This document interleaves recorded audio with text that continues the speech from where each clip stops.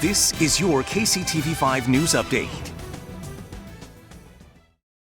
This here was the view from our KB Complete City Cam over I-70 right before the morning rush.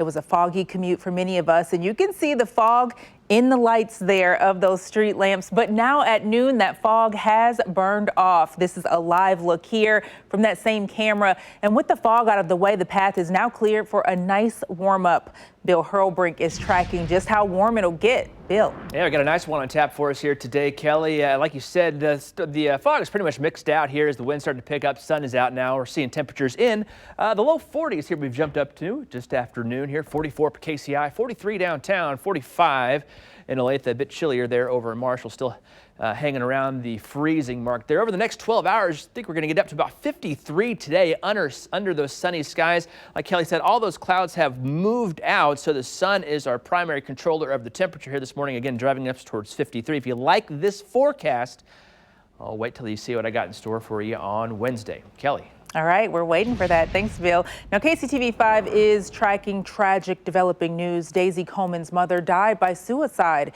That's according to the organization Daisy and her brother founded to help support survivors of sexual assault. Now, Daisy herself died by suicide just 4 months ago. Her family and especially her mother were vocal about what they believed led to her death: a high school sexual assault and bullying. What happened to Daisy became national news, and Daisy eventually made her own documentary about what she went through. The organization Daisy founded posted this message here. It says, "We are in shock and disbelief to share with our Safe Bay family that we lost Melinda Coleman to suicide this evening. The bottomless grief, losing her husband, Tristan, and Daisy was more than she could face in the days." Now, if you or someone you know is in need of help, you can call the Suicide Prevention Hotline. The number's right there on your screen, 1-800-273-8255.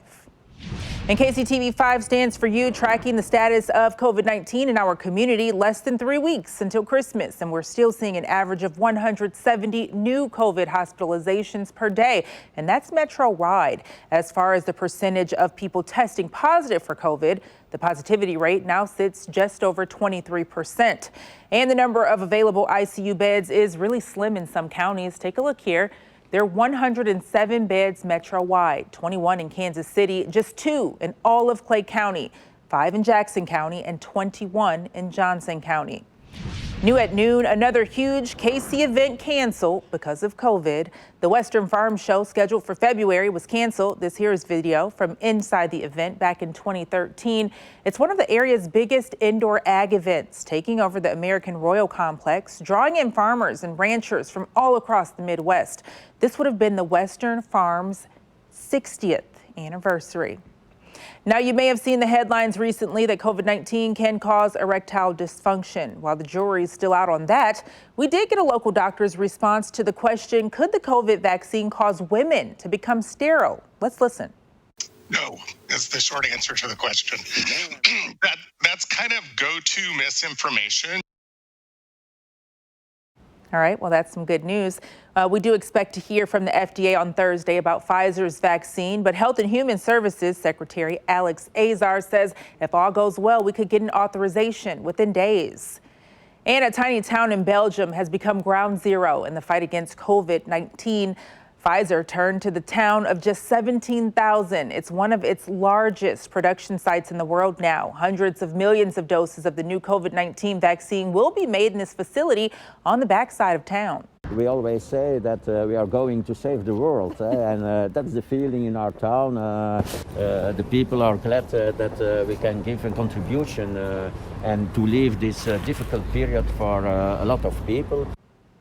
Now, the facility has already produced millions of doses of the vaccine and will be the primary supplier for all of Europe. Some of the doses have already left the plant on refrigerated trucks headed to the UK, where regulators approved the vaccine for use. And our vaccine tracker coverage is live right now on KCTV5.com. For the latest vaccine headlines, tune in today at 4, 5, and 6. Our Ellen McNamara is keeping you in the know and preparing you to make an educated decision on the vaccine. Turn to KCTV5 News for the latest all day. This is your personalized update because KCTV5 News stands for you.